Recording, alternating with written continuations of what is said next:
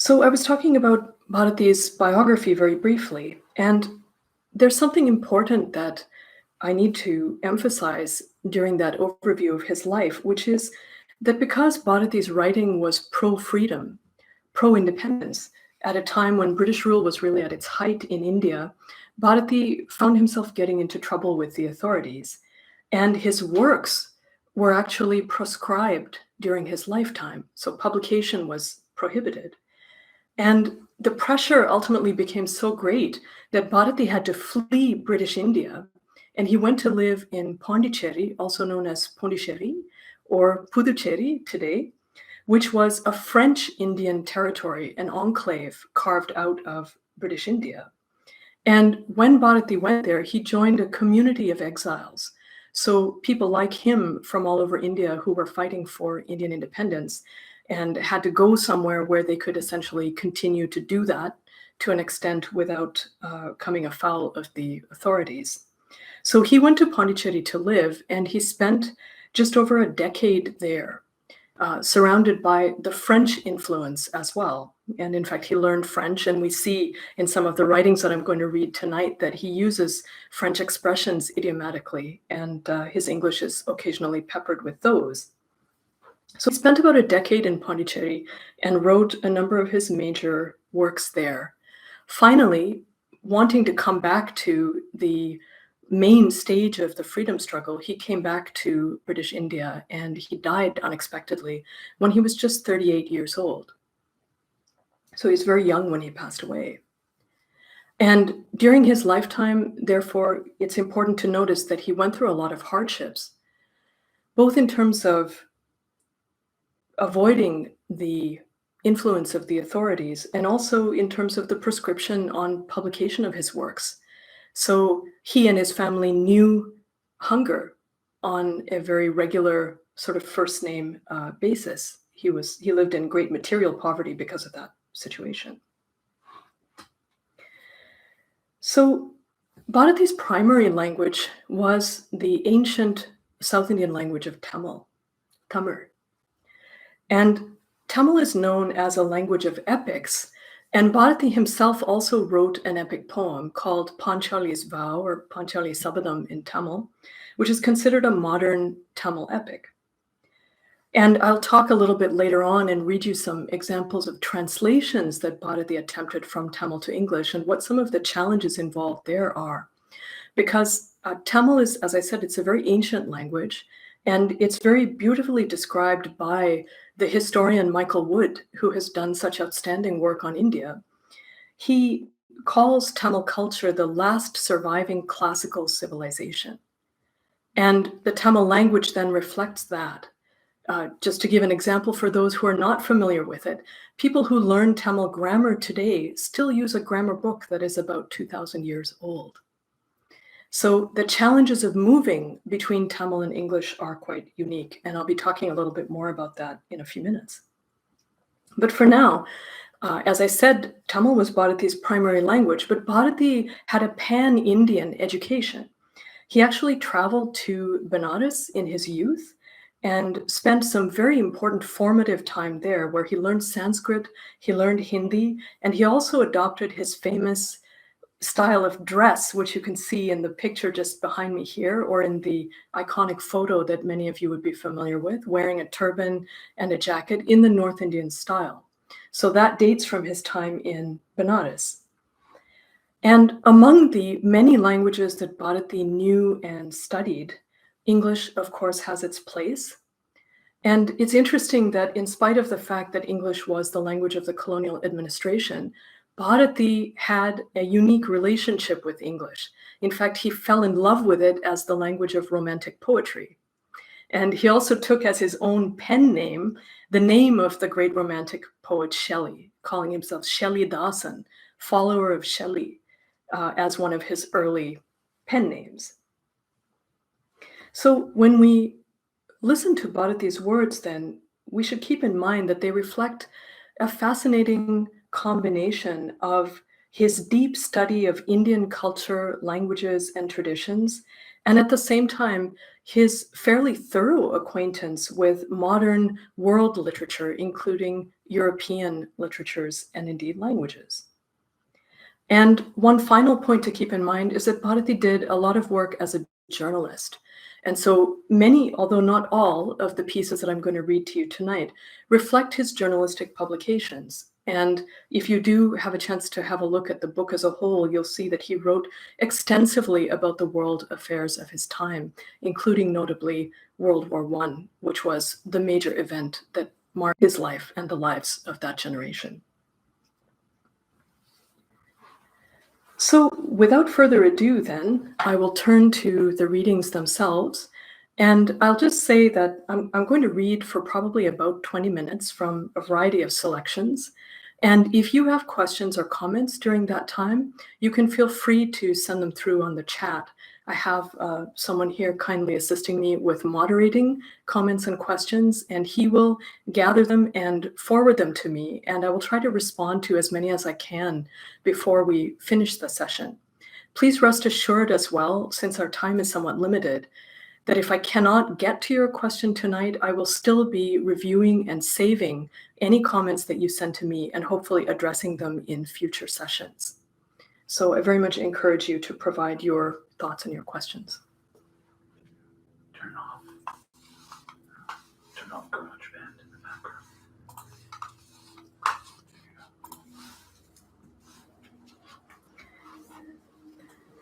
Now, as I mentioned at the beginning, I'm aware that some of the people who are joining us tonight are not very familiar with the figure of Mahakavi C. Subramania Bharati. And in fact, perhaps some time ago, if someone had said to you that there was going to be a talk about a national poet of India, you might have responded, yes, I know who that is. That must be Rabindranath Tagore.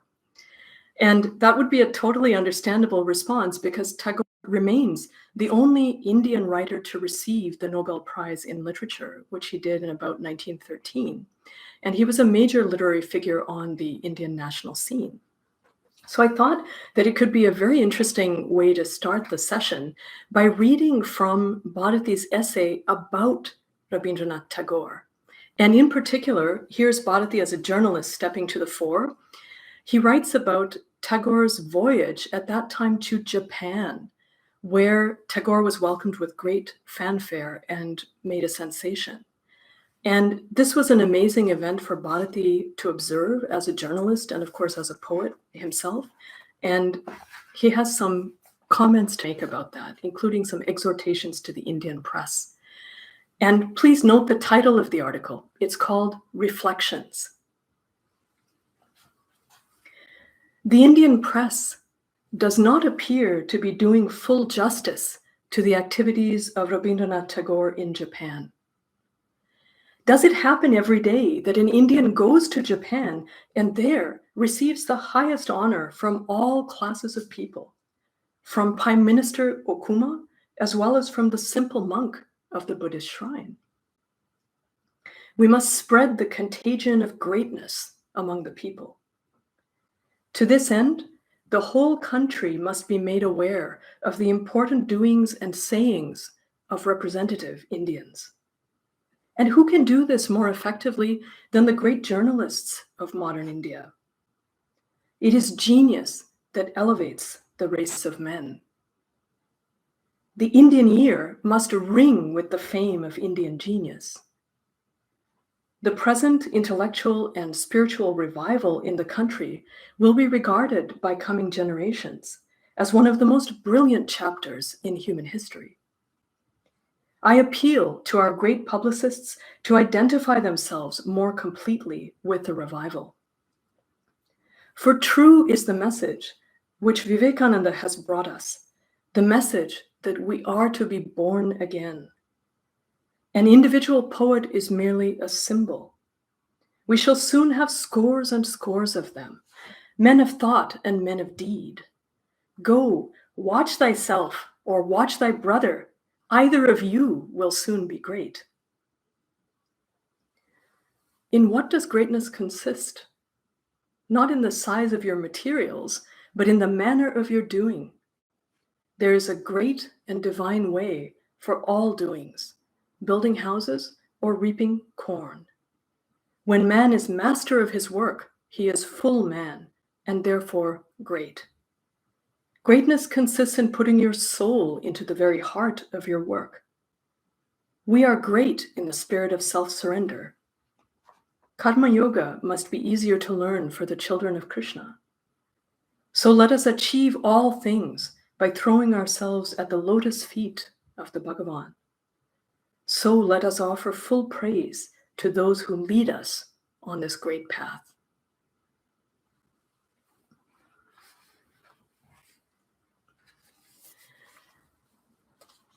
Now, Bharati is very well known as an advocate of women.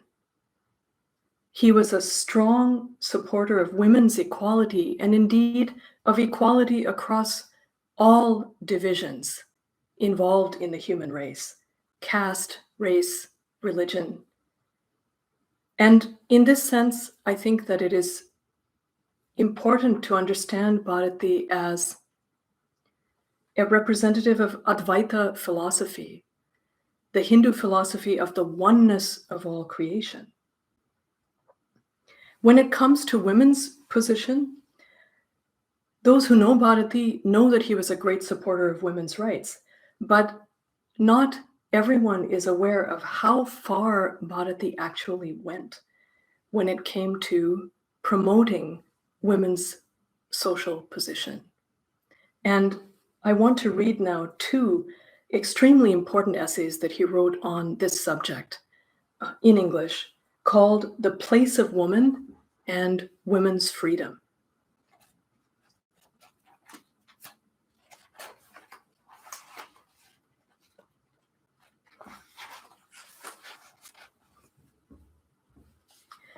In the mystic symbolism of the Hindus, Shiva wears his divine consort, who is also his mother, as part of his body. Vishnu wears the goddess of wealth on his chest, and the four-faced father of the worlds holds the soul of learning on his tongue. Christianity, in its earlier form of Roman Catholicism, attributed a partially but not wholly divine status to Mary, Mother of God. But Protestantism has dethroned her from that position and rendered her merely human. Civilization is the taming down of man by woman. Men, indeed, have till now been trying with scant success to civilize one another by means of the sword and the bullet, the prison cell, the gibbet and the rack. But it has been the lot of woman to have no other weapon than fables, parables, and symbols in her work of civilizing man. I don't mean to say that man had not the major part in the making of spiritual symbols and creeds, but I do mean to say that everywhere those symbols and creeds are upheld and preserved more devoutly by woman than by man. I have read a European freethinker pathetically complaining that it is woman's firm adhesion to the church that has saved it and still maintains it as a potent force, notwithstanding the mighty strides of rationalistic science. And in India, we know, but for the adamantine stand made by our women, that all our temples and images would have become mere powder and dust by this time, before the terrific onslaughts of European Christianity and European materialism. Can you please blow out the flame? The mere historic personalities of Rama and Krishna, Buddha and Christ, which, by the way, have been seriously doubted, every one of them, do not, even among the faithful, count for so much as the mythological or spiritual examples. A Krishna or a Buddha who was once a great man or an incarnation or what you will, but who since has become as dead as Alexander the Great, ought not to mean much for anyone. The object of men in adoring these examples is that they must also try to live like these heroes. And it is towards this realization that woman has been striving far more strenuously than man. Where woman comes art. And what is art, if not the effort of humanity towards divinity? There is a saying in Sanskrit, Grihini griham uchyate. Home is but a synonym for wife. Nor is it without significance that the country of spiritual liberation, India, should, at this hour of her mighty awakening, have adopted as her most potent spell the words Vande Mataram, i.e., I salute the mother. That means that the first work of a regenerated India will be to place the mother, i.e., womankind, on the pedestal of spiritual superiority. Others speak of their fatherlands. To us, the nation is represented by the word Mata. But if woman has always been the civilizer and therefore the spiritual superior of man, why did she ever become enslaved at all? For it is not only among Indians, but also among the Europeans and the Chinese and the Japanese and the Hottentots, as indeed among all brutes and birds and insects, that the female has been content, till now, to occupy an enslaved, or if you please, a subordinate position to the male. Why is this? I reply, it is because the female loved the male too well to think of slaying the latter. For it is the masculine habit, advocated by an Anglo-Indian journal only a few years back, to slay those who do not desire to be enslaved by you. At any rate, that is the principle on which all masculine governments have till now been based. Woman, I say, could not think of slaying you under any circumstances. She loved you too well for that.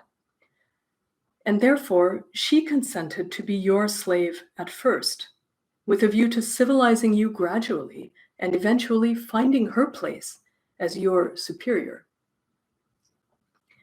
Might is not right. Right is might. That is what Mr. Lloyd George, Lord Curzon, and other people tell us nowadays.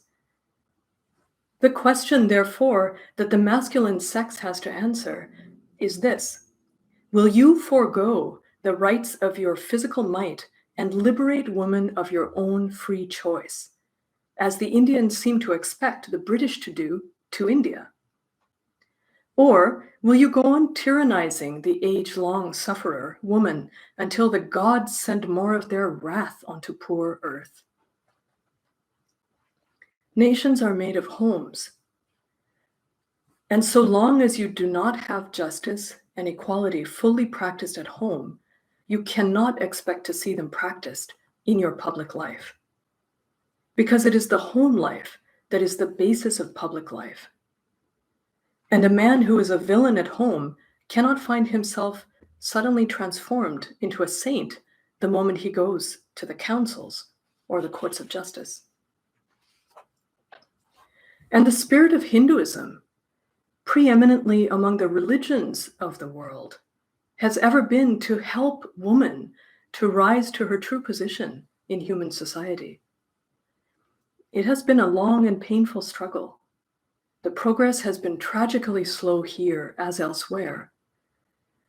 But at this hour, when the sages of India have stepped forth to guide the soul of mankind, the ascent of woman to her proper place in society has become imminent and inevitable.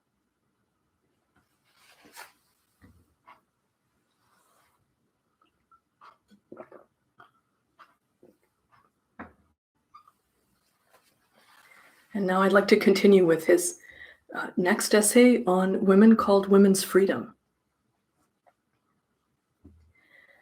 Ages ago, in Vedic times, our nation produced women like Maitreyi and Gargi, who were able to take part in the discussions and debates of the highest thinkers of the land. But today, what is woman's status in our country? There is no use shrinking from strong language when we have to deal with terrible facts. Our women today are slaves. I'm quite aware that we still retain something of the old idea that the mother must be looked upon as a goddess by her children. But every woman is a wife before she is a mother. And the position of the wife with us is that of a petted slave, more slave than pet. She must not speak to strangers. In the North, she's not supposed to see men except for the prescribed ones. When sometimes we are pleased to give our ladies the benefits of education, we are careful to see that the education scarcely reaches further than enabling them to read a few moral tales and chastity novels, and to play some hackneyed tunes on the contemptible harmonium. Cooking is their chief trade, and childbearing their only contribution to the life and progress of humanity. And the splendid result of all this, which we sometimes make a matter for boasting, is that our women are the pillars of orthodoxy and conservatism, which means they are immensely helpful in maintaining and perpetuating the conditions of slavery in our religious, social, and political lives. The root evil is the idea that has almost become instinctive among our menfolk, that a woman enlightened and liberated, who can face the world boldly and treat all as her equals, cannot remain chaste. Now, every intelligent human being will admit that chastity is one of the highest social virtues. But certainly, it is not everything in life. Indeed, no single virtue can be made to do duty for the infinite realizations of a liberated human existence. But it is sheer ignorance to suppose that freedom will lead women to disregard the virtue of chastity. Was Maitreyi unchaste? Were Andar, the god-intoxicated poetess of Vaishnavism, and Avai, the fearless moralist, susceptible to the lures of the flesh? Of course, we cannot expect liberated women to be passively and brutishly submissive and obedient to all the fancies and follies of men. And in modern India, there is quite a rage for these blessed virtues of submission and obedience. Inept political leaders, grown old in their ineptitude, are loudly complaining that the younger men are not submissive and obedient. The Brahmanas, our gods on earth, who have nowadays become famous for making sweetmeats and writing romantic police reports, are waxing indignant that the lower classes are gradually losing their virtues of obedience and submission. Heaven-born administrators and editors of dull commercial newspapers are wondering why the natives are not quite as submissive and obedient as dogs and cows. The police peon wants the whole village to be obedient to himself. The priest wants submission. I wonder, which class in India does not worry itself about the growing disobedience on the part of our inferiors? The situation is nauseating. We are men, that is to say, thinking beings. Our chief work in this world is the understanding and glorification of God's ways, and not the enslaving of God's creatures. If any man or nation forgets this, that man or nation is doomed to perdition. The slave and the slave driver are equally unhappy, equally accursed. It staggers me to think how humanity has managed so far to be even partially blind to this central, essential, most shining truth of God's world. But I feel it is a special shame that we Indians, with our magnificent Vedas and Upanishads, should still be giving sacred names to despicable forms of slavery. I'm anxious that responsible men throughout the country should give the most serious consideration to this question of women's status in India and do something immediately to make Indian womanhood free, enlightened, and really human, that is to say, divine.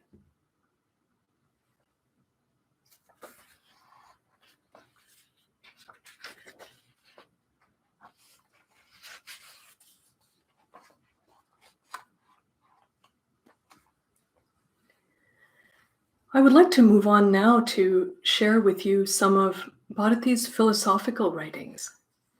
And to me, these are particularly fascinating because here he moves away from political discussions, even in a sense from practical discussions like those about the status of women. And he engages on a more purely philosophical, intellectual, and spiritual plane. Very often in these pieces, he takes certain aspects of Indian history, culture, and philosophy that interest him and writes about them in short yet in-depth pieces. And the first one of these philosophical pieces that I would like to read for you is actually quite possibly my favorite piece in the whole book. I think it's a small masterpiece, it's a gem, and it's called Rasa, the key word of Indian culture.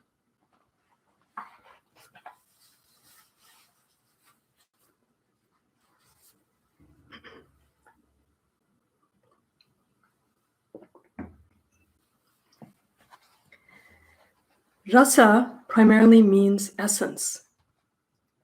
Juice, taste, water, blood, elixir, beauty, sentiment. These are a few among the score of meanings given to this word by the Sanskrit dictionaries. When, forgetful of the self and the world, you are born in ecstasy to the realm of pure being, you are said to enjoy the rasa of immortality. Or again, when a passionate grief has devoured your heart and you rend the skies by your loud wailings, cursing the gods and knocking your head against the earth, you are still enjoying a rasa, that of sorrow, of wild self-pitying. It is the lower form of the karuna rasa, so the books tell us. Karuna is compassion, and its higher form is, of course, the pity that you feel for the pain of others. All life is rasa. Our ancient writers reduce all forms of experience, emotional, intellectual, or spiritual, into 9 rasas: love, mirth, compassion, heroism, wrath, fear, repugnance, wonder, and peace. But they say that all these are one, au fond. As moonlight is reflected variously by the clear spring and the muddy pond, by the moonstone and the pile of bricks, so does one and the same rasa manifest itself variously under various conditions in the human mind. What is rasa then? It is the form of Shakti, the feminine aspect of the Supreme Being. For God is twofold, being and energy, masculine and feminine, absolute and relative, Purusha and Shakti. In the unity of these two aspects, existence becomes. And in the manifestations of Shakti, existence moves and acts. It is eternal, this play, Leela of Shiva, the being, and Shakti, his energy. And the wise ones say that she is ever a virgin, ever pure, and ever of a marvelous and immortal beauty, the Shakti of God. And man, what art thou? Thou art a center of this play, the one amongst the countless, the now in the midst of the ever. God is in thee, in the innermost depth of thy being, watching and silently enjoying the beauty of this Shakti's perennial dance and ceaseless music, sad or joyful, aggressive or shrinking, madly passionate or sublimely calm. Thou art nothing, O man, but enchanted being, and his ever-enchanting, ever-beloved energy. Shiva Shakti is thy name, even as it is the nature and name of all things. Now the nature of this Shakti is rasa. It is juicy, tasteful, and beauteous, infinitely and forever. This is the basic theory of Indian culture, the fundamental justification of India's arts and her literature, her aspirations and achievements, her life and her actions. And today, her renaissance means her return to this fundamental doctrine of life. Rasa, then, is the magic word that has awakened the mother from her slumber of centuries, that has brought light into her eyes and gladness into her heart. What has been shall yet be. Her music will yet be recognized as the most marvelous in the world. Her literature, her painting, and her sculpture will yet be a revelation of beauty and immortality to the wondering nations. Her life and acts will yet be ennobling examples for a grateful humanity. For India is coming back to a recognition of rasa as the secret of all life. All rasa is one. The trembling coward is wasting the material which can be utilized for making himself a hero. In this drama of life, our parts are chosen by ourselves. Allons, let us be gods and goddesses.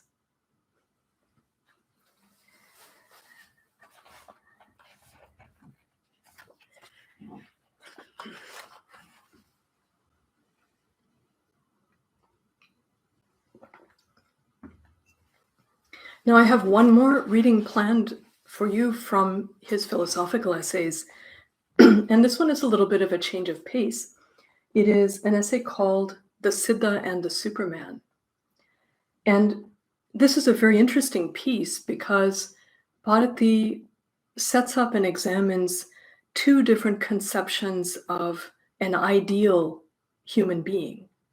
So two models of achievement that people, that individuals can aspire towards. One being the Indian philosophical and traditional and historical ideal of the Siddha, and the other being that of the Superman, going then to Nietzschean philosophy and the idea of the Superman as developed. Bharati actually considers it to be a sort of an archetype of European philosophy that's articulated by Nietzsche. So without further explanations, I'm going to go ahead and start reading this essay because Bharati describes and defines all of the terms, and then he explains what his own position is on those. So the Siddha and the Superman.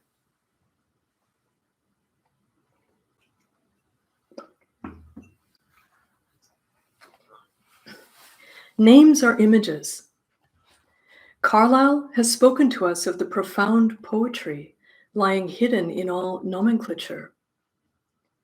Meditate for a moment on any important and vital word of a people's language, and it will reveal to your mind something of the modes of thought, something of the historic reminiscences and spiritual aspirations of that people. For instance, a school of Western thought has evolved the term Superman. Nature has made us men. Let us, says this school, strive to become more than men, whereas we in India have our Siddha, meaning the perfected man. The Siddha does not worship the will to power, for he knows that power is merely one of the many things necessary for a perfect life, and or can never be a supreme end in itself. He worships the will, pure and simple, the Shakti of God, the will of the universe, the all will, the will not merely for power, but for being and loving, the will if he seeks perfection. I wonder if the Western school above referred to has in any of its treatises described fully and systematically the methods to be adopted for acquiring the will to power. But here in India, we have a yogic literature which, in spite of many interpolations and medieval accretions, still contains the most scientific and rational treatment of the question of consciously accelerating human evolution. By will is this universe made. By will is this universe maintained in motion and activity. By will does thought become manifest in material forms. By will does life stand. The Siddha realizes that the will in him forms part of this all will. A conscious realization of this fact tends to make the individual will more and more ablaze with the divine fire, more and more assured of immortality and invincibility. And the Siddha adores the all will, day and night. He meditates on it in his moments of silence. He makes it the theme of his songs, his motto, his battle cry, the awakener of his faculties and the sustainer of his actions. Teacher or king, vowed celibate or father of a large and prosperous family, poet or soldier, whatever may be the role of life that the Siddha has chosen to play, it will be sanctified by the divine will and shine with the luster of immortality. But in all that he may do, his heart will ever be free from the taint of self-aggrandizement, of harm or indifference to the interests of other beings. If sometimes his duty impels him to impose a severe correction on obstinate evildoers, he does so with love in his heart, hidden perhaps, but very real. Above all, the Siddha is a democrat. Equality is to him a matter of utter reality, as he has seen the basic unity of all beings. Where Nietzsche's Superman would talk of the hero, the Siddha speaks of the children of God, the living rays of the universal sun. Heroism and Supermanism are, by certain people, wrongly identified exclusively with the pursuit of war and kingly domination. The Siddha, of course, is a hero, for heroism is one of the conditions of human perfection. But he need not necessarily be a warlord. The Shastras tell us that there are 4 types of hero: the hero of war, the Yuddhavira, the hero of sacrifice, Danavira, the hero of duty, Dharmavira, and the hero of compassion, Dayavira. He may be any one of the 4. Firmly established in Mauna, the silence internal, fearless of death, disease, and the devil, serene in the strength of God, and happy in the knowledge of immortality, resplendent in his energy, irresistible in his action, tireless in labor, and full-souled in service, the Siddha lives amongst men, a representative of the divine will, a veritable messenger from heaven, protector of men, loving, elevating, immortalizing.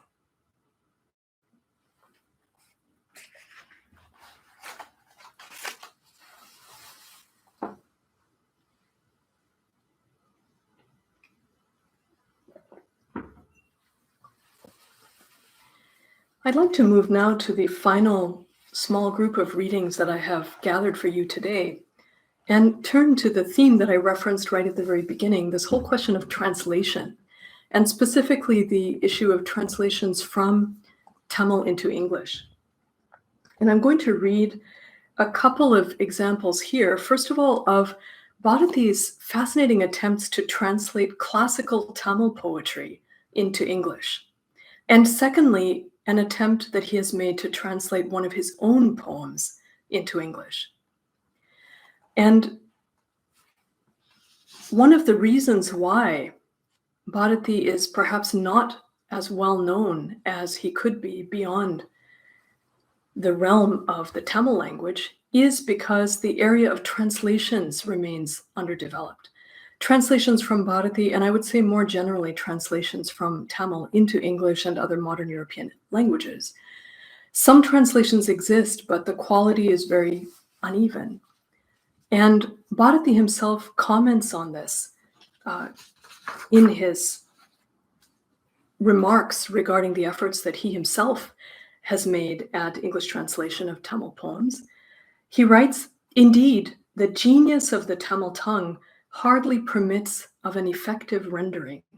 So utterly divergent is it from that of the English language." So with this as a starting point, It is so interesting that nevertheless, Bharati wanted to attempt translations into English and in fact made many of them, and I'm sure would have done much more in this area if he had lived longer and had time to dedicate to this activity.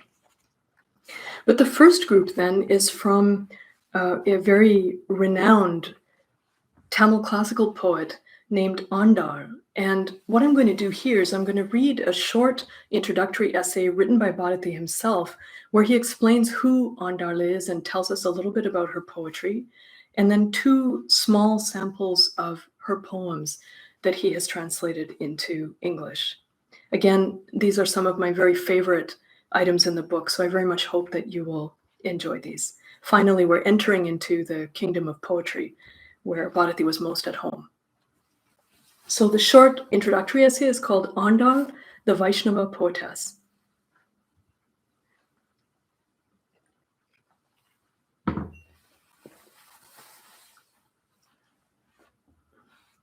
Preoccupied from the earliest times with divine knowledge and religious aspirations, the Indian mind has turned all forms of human life and emotion and all phenomena of the universe into symbols and means by which the embodied soul may strive after and grasp the supreme.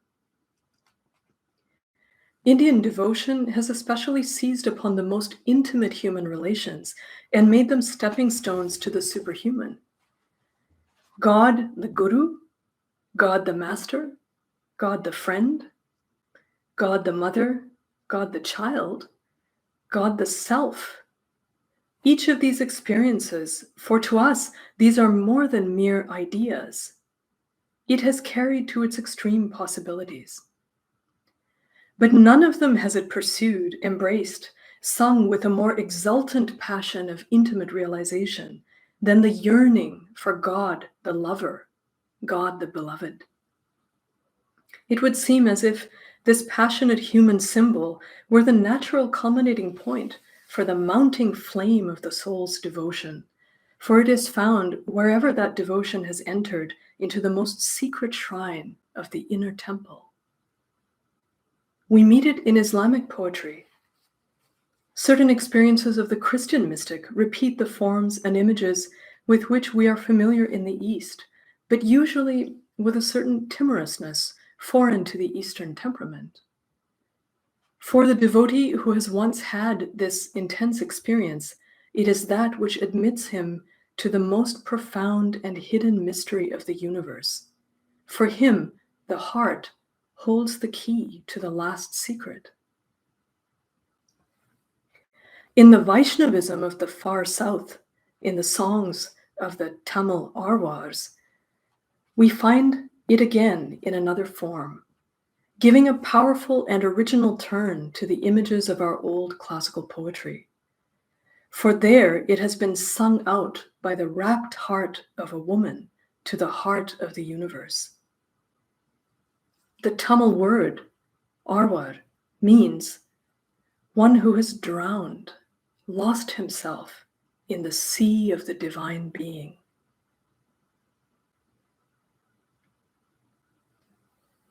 Among these canonized saints of Southern Vaishnavism ranks Vishnuchitta, a yogin and poet. The poetess Andar was the foster daughter of Vishnuchitta, found by him, it is said, as a newborn child under the sacred Tulasi plant. We know little of Andar except what we can gather from a few legends, some of them richly beautiful and symbolic. Most of Vishnuchitta's poems have the infancy and boyhood of Krishna for their subject. Andar, brought up in that atmosphere, cast into the mold of her life what her foster father had sung in inspired hymns. Her own poetry, we may suppose that she passed early into the light towards which she yearned, for it is small in bulk, is entirely preoccupied with her passion for the divine being. It is said that she went through a symbolic marriage with Sri Ranganatha, Vishnu in his temple at Srirangam, and disappeared into the image of her Lord. This tradition probably conceals some actual facts, for Andal's marriage with the Lord is still celebrated annually with considerable pomp and ceremony.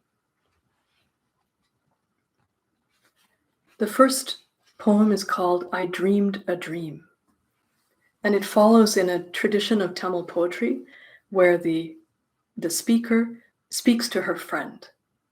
I dreamed a dream. I dreamed a dream, O friend. He fixed tomorrow as the wedding day, and he, the lion, Madhava, the young bull, whom they call the master of readiness, he came into the hall of wedding, decorated with luxuriant palms. I dreamed a dream, O friend. And the throng of the gods was there with Indra, the mind divine, at their head. And in their shrine they declared me bride and clad me in a new robe of affirmation. And inner force is the name of the goddess who adorned me with the wedding garland. I dreamed a dream, O friend. There were beatings of drums and blowings of the conch, and under the canopy, hung heavily with strings of pearls, he came, my lover and my lord, the vanquisher of the demon Madhu, and grasped me by the hand. I dreamed a dream, O friend. Those whose voices are blessed, they sang the Vedic songs. The holy grass was laid all round the sacred fire. And he, who was puissant like a war elephant in its rage, he seized my hand, and we paced round the flame.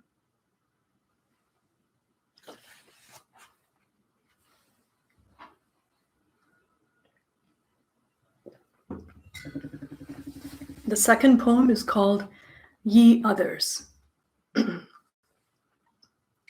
Ye others cannot conceive of the love that I bear for Krishna, and your warnings to me are vain, like the pleadings of the mute with the deaf.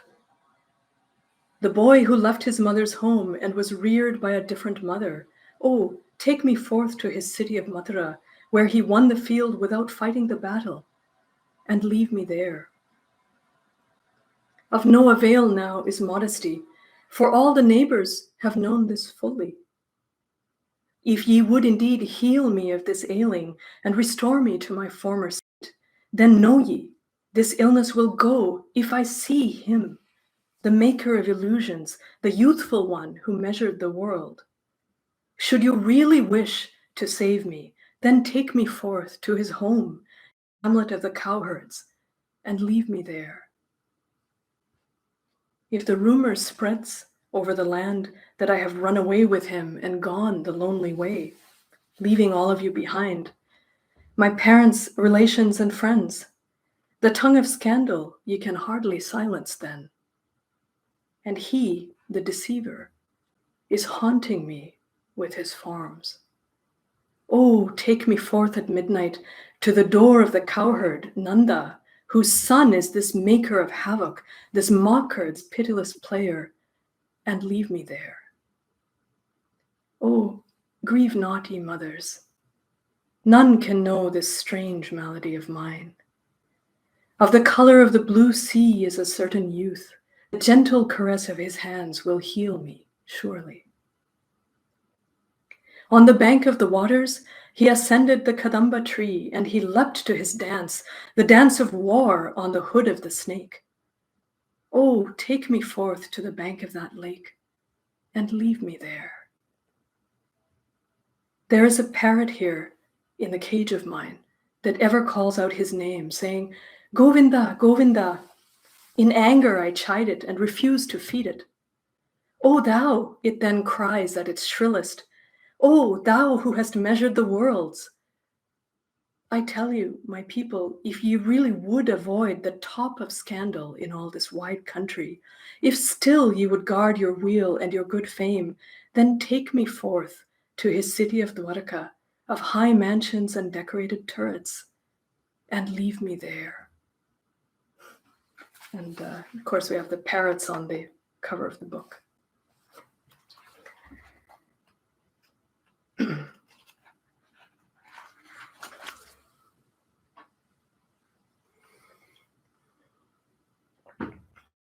And so we've come to the last item that I would like to read to you tonight.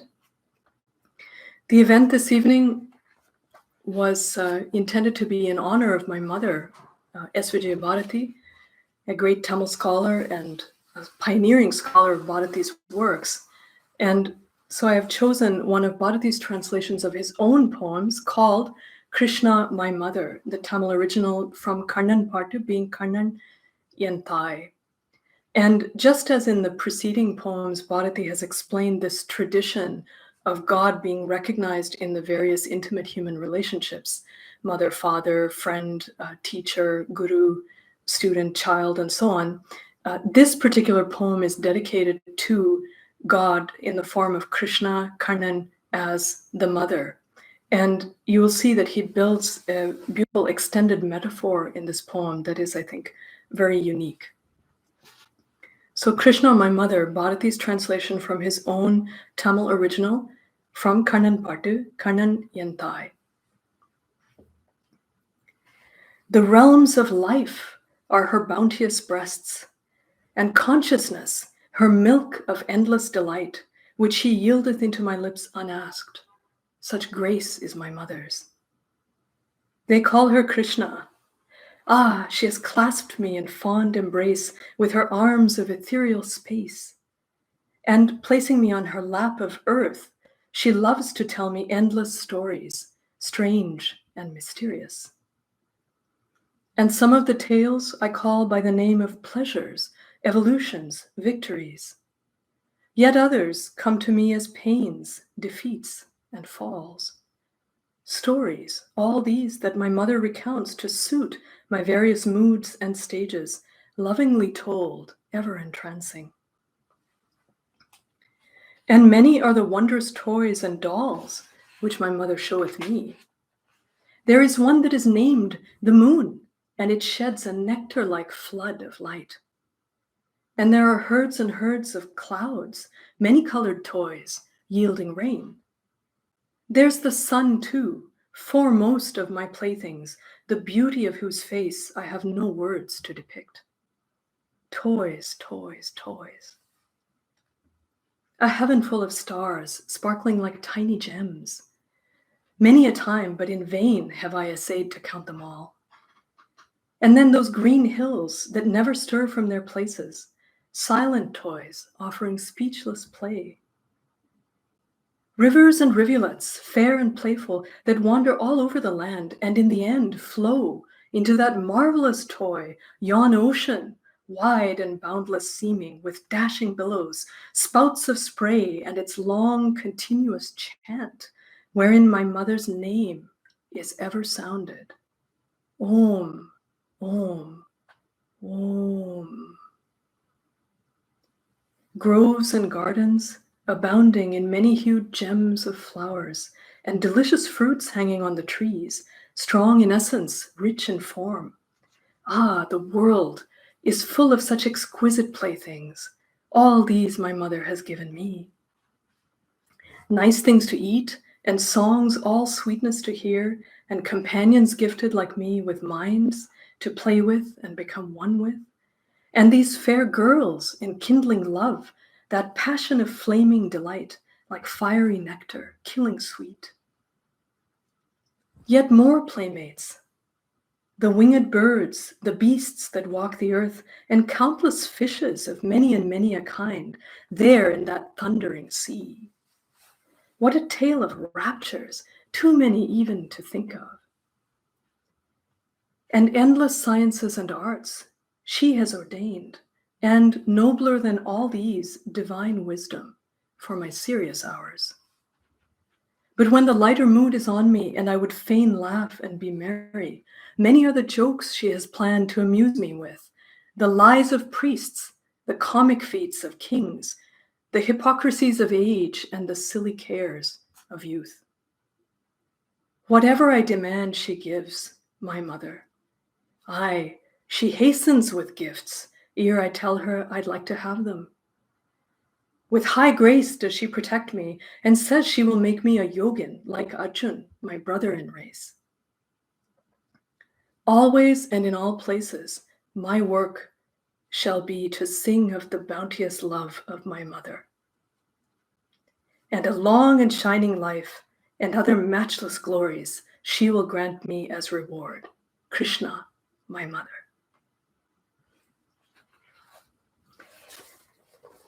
I will just make one quick closing comment. As I was preparing these readings for you this evening, I was doing a little research on translations of Bharati's works, and I came across a review that had been written many years ago by a famous professor of Tamil based in Chicago. And the review was of a book of translations of Bharati completed in the 1970s. And the professor who wrote the review makes this comment. He writes that the translator is clearly a great admirer of Bharati, but her translations do not succeed in convincing us that Bharati deserves to be numbered among the world's great poets. His place in Tamil literary history is secure, but it is doubtful that his works will ever have a significant impact outside the land where his mother tongue is spoken. I think the world has changed a lot since 1977. And there is an opportunity now that this professor did not have the imagination or perhaps the ability to foresee for dialogue amongst different cultures and for a rapprochement between the ancient, highly symbolic world of Tamil language, literature, culture, and history, and the modern world and the modern English language. And I would say that in publishing this book, we have mounted a direct challenge to those words and hopefully are proving, even at this very moment, how wrong they truly are, and that there is a future where Bharati's words will speak to us across time and space and provide us with inspiration for the future. Thank you so much for listening. It's been such a pleasure, and I'll be glad to take some questions for a few minutes before we conclude tonight. Okay, thank you.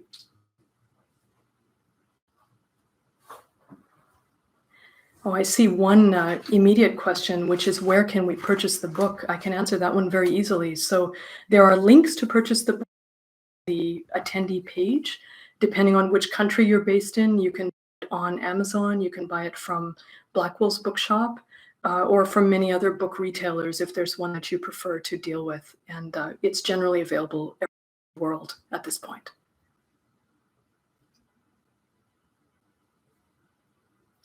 And do we have any questions, a moderator that, okay.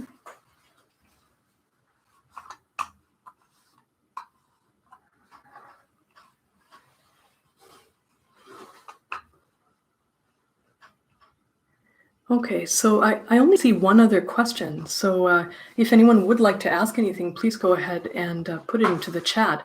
The question is a very interesting one. It goes back to the beginning of the session tonight.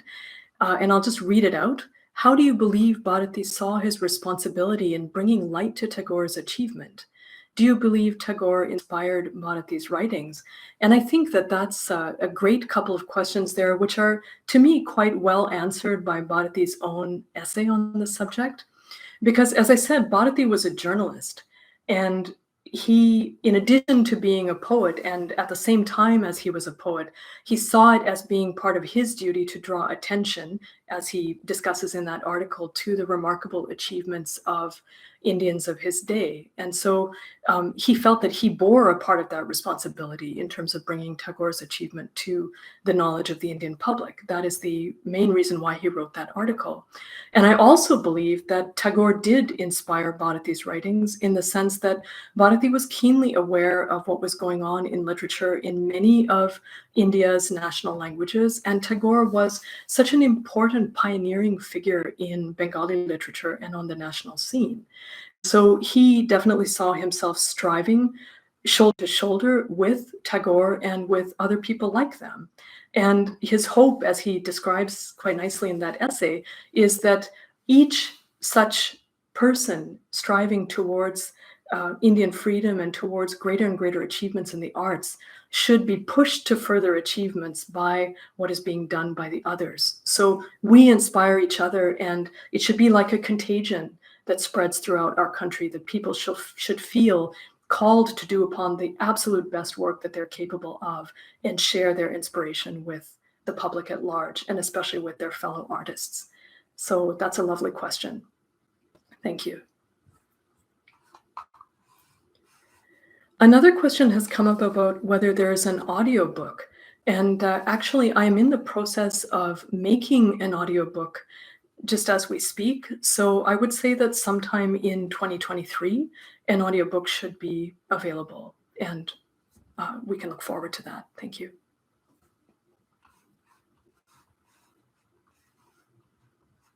Are there any other questions?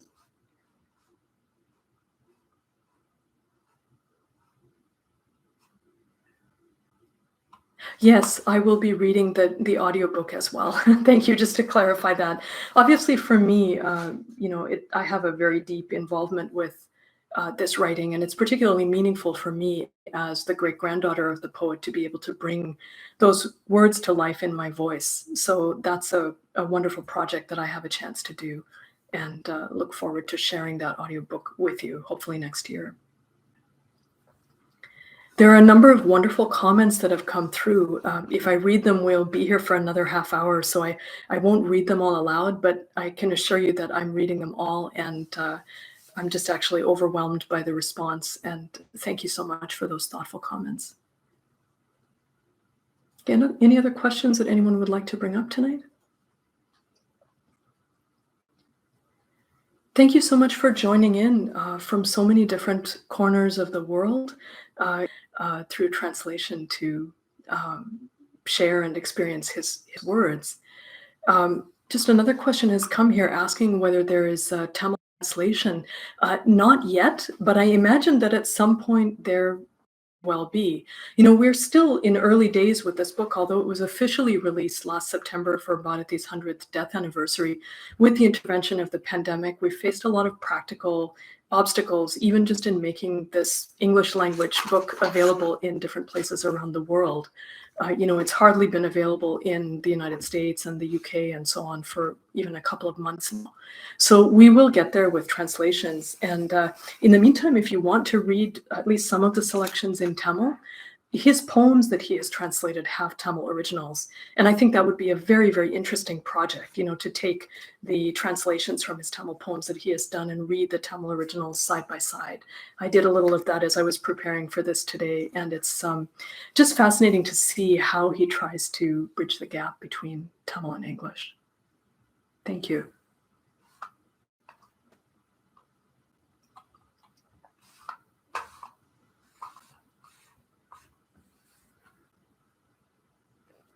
I have a request here to say something about my mother's work, which is an entirely appropriate request. Thank you so much. So you can see displayed behind me there a whole shelf full of books. In fact, I couldn't place on that shelf all of the books of my mother that I wanted to highlight. So I chose to put there her standard edition of Bharati's Tamil poetry. So to say a little bit about my mother was a pioneering scholar in the sense that she was the first person to complete a study of Bharati in an academic context. So she was the first person to undertake academic research into his works as literary criticism. And in that sense, she pioneered the field of Bharati literary criticism, and that field has grown since then and hopefully will continue to grow much more in the future. So she has written at least 2 important books in English that may interest the audience tonight. One is a very short biography of Bharati, just an overview of his life, which was published by the Publications Division of the Government of India in 1972 and continues to be a seminal work that is referenced in the area of Bharati's biography. When she passed away in 2019, she was actually working on an expanded large biography of Bharati, which she didn't complete, but I plan to complete that work for her and publish that within the next couple of years as well. So she has that biography, and then she has a book called Personality and Poetry, which is a study of the multiple aspects of Bharati. Several times tonight, I referred to how Bharati was active as a poet, as a journalist, how he was interested in philosophy as well as literature. And what she does in that book is she devotes a chapter to each of these different aspects of the poet's undertakings and talks about each of them in depth. Then the books that you see behind me, for those who are Tamil speakers or interested in learning or dipping their fingers into Tamil, these are actually established texts of Bharati's poems. And because of the circumstances in which the poet lived, which were so difficult, his premature death, the fact that his works were outlawed, and so on, no text of his poems, no official text was actually established by the time that he died. And it was something the poet wanted to do. He wanted to publish his collected works and passed away before he could do that. So basically, over the years, many, many people tried to make a standard edition of his works, an authoritative edition, and it failed for various reasons. So my mother made that an important undertaking. And based on her lifetime of scholarship on Bharati, as well as her knowledge of him through the family histories, the oral traditions surrounding Bharati and his poetry, she brought all that knowledge together to create these standard editions of his poetry. So for those who read Tamil, again, there's a question coming about Tamil. Those works are his original writings in Tamil with the actual words written by Bharati, as far as anyone now can possibly know that. My mother was totally steeped in Bharati's poetry, and she used that knowledge to establish the texts. So those books are available as well. And if anyone is interested in finding out more about her work or her books, of course, you're free to contact me, or indeed, if you do a Google search of Vijaya Bharati, S. Vijaya Bharati, or Vijaya Sundararajan, her books will come up very, very easily. They're available all over the world, usually just through Amazon or Abe Books or similar services.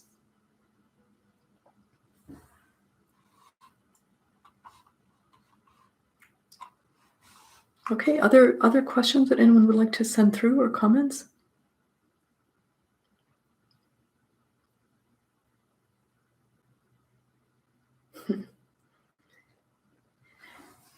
A wonderful one question has just been asked. What do you think shaped Bharati's drive to speak out for valuing women and other controversial subjects and to not give in to societal pressures? So I think a number of factors in Bharati's life predisposed him really to appreciate the role of women. The first and most important one being the tragic loss of his own mother. So when he was 5 years old, his mother actually passed away.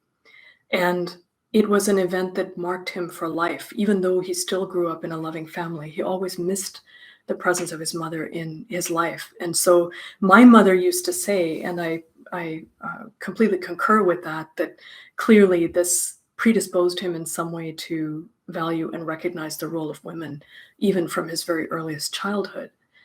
Having said that, another factor that we should consider as well was the breadth of Bharati's education. He was a voracious reader in so many languages. He traveled all over India, and he wanted to travel outside India to learn more about the world, how people think about things, to read more widely. But there's no doubt that the breadth of his reading influenced his development and broadened his perspectives on things, which I think then predisposed him towards understanding the situation of women and other people who are disadvantaged in society differently.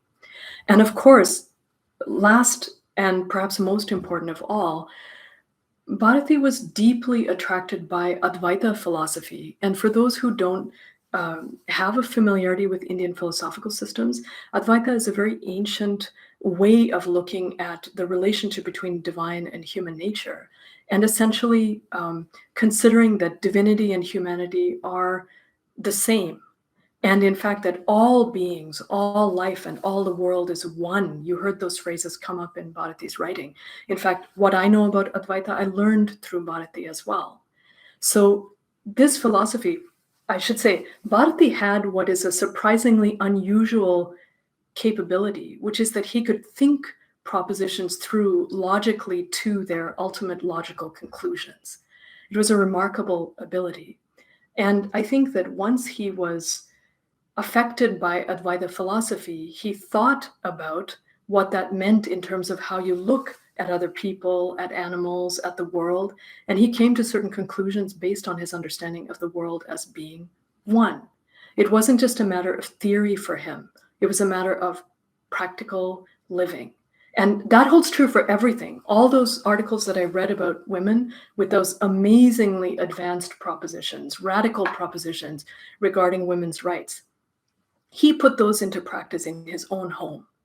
And the first new style woman, Pudumai Pen, that ever existed was the woman in the photo behind me, Bharati's wife, Chalama.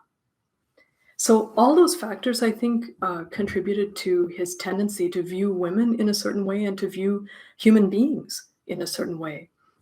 Let me conclude by saying, though, that even though we can offer all these explanations, I think we also have to say that at some level, it's somehow amazing and inexplicable that he became what he did become, and that he had developed this kind of inner strength, that he could resist social pressure so completely and allow his life to be governed by a moral code that to him was so crystal clear. And I can say that that was something that he got by grace. You know, he would say by the grace of Parashakti. And there is a certain inexplicable element to his thinking, and always, I think, a certain inexplicable element to genius. And that's why it awakens such a sense of wonder and amazement in us when we get to talk with a genius, as we've done tonight, and participate in the works of a genius. It's a wonderful, wonderful question. Thank you. And I will conclude then by reading one of the comments, which I absolutely love, that says, each of us should strive to be all the 4 types of heroes. And I think that's a wonderful takeaway from the session and from reading Bharati. And please, if you have a chance to explore more of Bharati's writings, whether in English or Tamil, I hope that you will do that. And I can promise you without a moment's hesitation that your life will be immeasurably enriched, and your enjoyment of life will be immeasurably enriched through the rasa of reading Bharati's immortal words, whether in Tamil or English.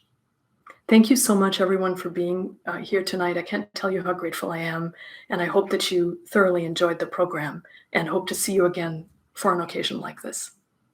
Take care, everyone. Good night, good day, depending on where in the world you are. Okay, namaskars.